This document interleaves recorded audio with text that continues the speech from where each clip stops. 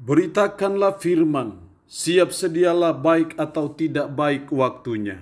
Shalom, puji Tuhan, berkat dan kemurahan Tuhan saja memungkinkan kita boleh ada lagi dalam renungan harian di hari ini.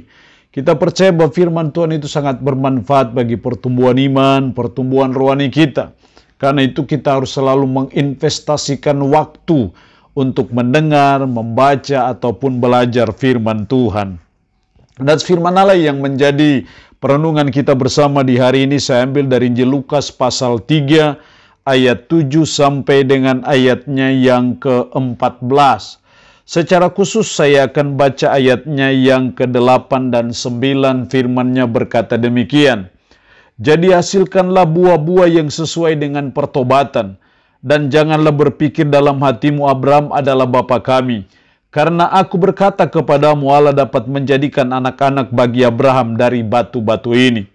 Kapak sudah tersedia pada akar pohon, dan setiap pohon yang tidak menghasilkan buah yang baik akan ditebang dan dibuang ke dalam api.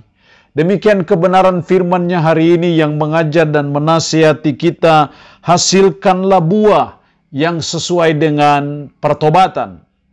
Dengan kata lain bahwa sebagai umat, sebagai orang yang sudah bertobat, maka kita harus membuktikan pertobatan kita itu dengan menghasilkan buah. Atau bisa juga dengan kata lain bahwa sebagai ciri-ciri bahwa kita sudah bertobat, maka kita harus menghasilkan buah dalam kehidupan kita.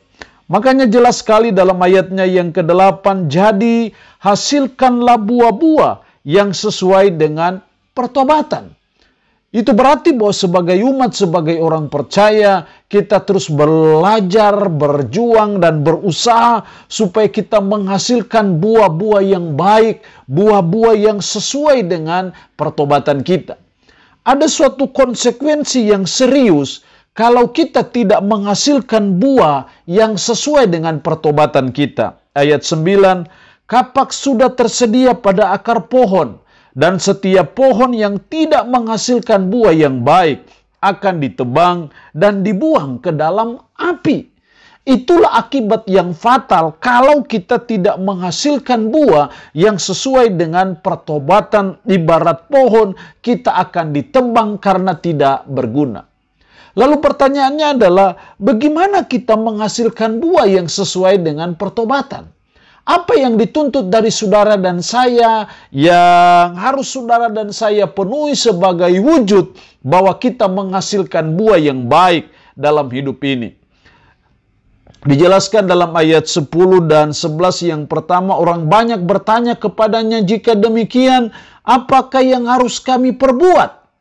Ketika Yohanes menjelaskan bahwa harus menghasilkan buah sesuai pertobatan, kalau tidak, kapak sudah tersedia pada akar pohon. Terus orang banyak bertanya kepadanya, jika demikian, apakah yang harus kami perbuat?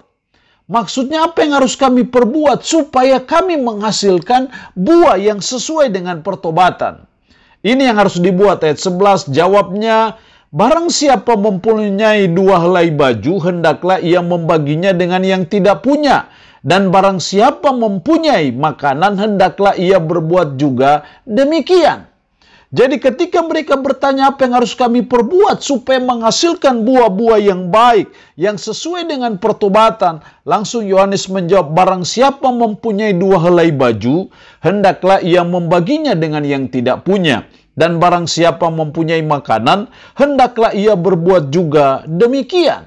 Jadi dari sini kita melihat hal yang pertama supaya kita menghasilkan buah yang sesuai dengan pertobatan, buah-buah yang baik. Yang pertama, kita harus peduli terhadap sesama. Kita harus mengasihi sesama kita. Dengan cara apa? Kita peduli kepada mereka, kita care kepada mereka, kita solider kepada mereka. Sehingga kalau kita mempunyai 2 helai baju, hendaklah membaginya dengan yang tidak punya. Kalau yang mempunyai makanan, hendaklah ia berbuat juga demikian. Jadi ketika kita mengasihi sesama, dalam wujud kita peduli kepada sesama kita, care kepada sesama kita, menolong sesama kita, sesungguhnya kita sedang menghasilkan buah-buah yang baik, yang sesuai dengan pertobatan. Tapi ketika kita tidak peduli dengan sesama kita, tidak ada rasa solidaritas, tidak ada rasa simpati, empati kepada sesama dalam segala pergumulan dan kesulitan hidup yang mereka alami, itu pertanda bahwa kita tidak menghasilkan buah yang baik. Jadi sebagai umat, mari kita terus menumbuh kembangkan rasa solidaritas kepada sesama. Kita terus menumbuhkan jiwa kepedulian kepada sesama kita, jiwa care kepada sesama kita dalam bentuk apapun, sedalam wujud apapun, sekecil apapun. Kita belajar untuk selalu peduli kepada sesama. Karena kepedulian kepada sesama sebagai suatu bukti bahwa kita menghasilkan buah-buah yang baik dalam hidup kita. Yang kedua, gimana caranya supaya kita menghasilkan buah yang sesuai dengan pertobatan, ayat 12 sampai 14. Ada datang juga pemungut-pemungut cukai untuk dibaptis, dan mereka bertanya kepadanya, "Guru, apakah yang harus kami perbuat?" Jadi pertanyaannya sama. Ayat 13, jawabnya, "Jangan menagih lebih banyak daripada yang telah ditentukan bagimu."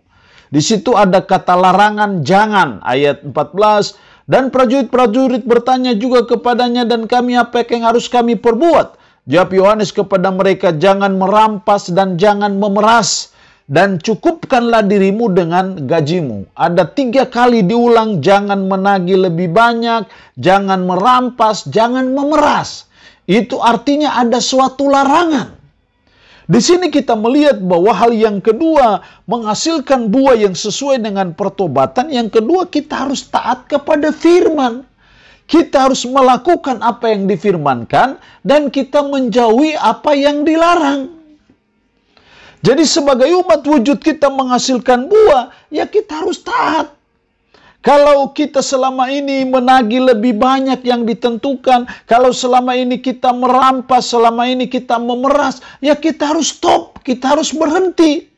Dan belajar untuk kita belajar menjadi orang yang taat. Jangan lagi melakukan hal-hal yang tidak benar, jangan lagi berbuat hal-hal yang bertentangan dengan firman, jangan lagi memperkosa kebenaran, tapi sebaliknya kita belajar mentaati apa yang difirmankan Tuhan, kita belajar taat kepada firman. Itulah tanda bahwa kita menghasilkan buah yang baik dalam hidup ini.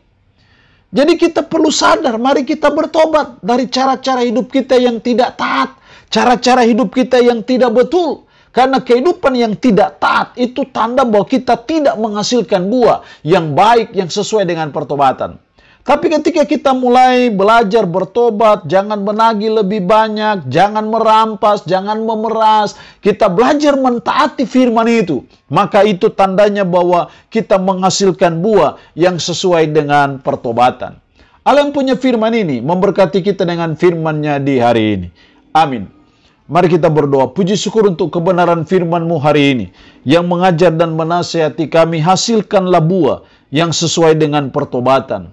Supaya kami menghasilkan buah yang sesuai dengan pertobatan, kami harus peduli terhadap sesama kami. Kami harus taat kepada firman-Mu. Roh-Mu yang kudus, tanamkan dan meteraikan firman Allah dalam hati dan pikiran kami. Sanggupkan kami untuk bisa memperlakukannya dalam hidup kami sehari-hari. Hamba mohon berkat bagi umat-Mu yang mendengarkan renungan harian di hari ini. Yang sakit, hamba berdoa dalam nama Yesus. Tuhan lawat, jamah dan sembuhkan dari sakit penyakit yang diderita. Terpujilah nama-Mu Tuhan. Dalam nama Tuhan Yesus Kristus kami berdoa. Amin. Shalom. Tuhan Yesus memberkati kita dengan firman-Nya di hari ini.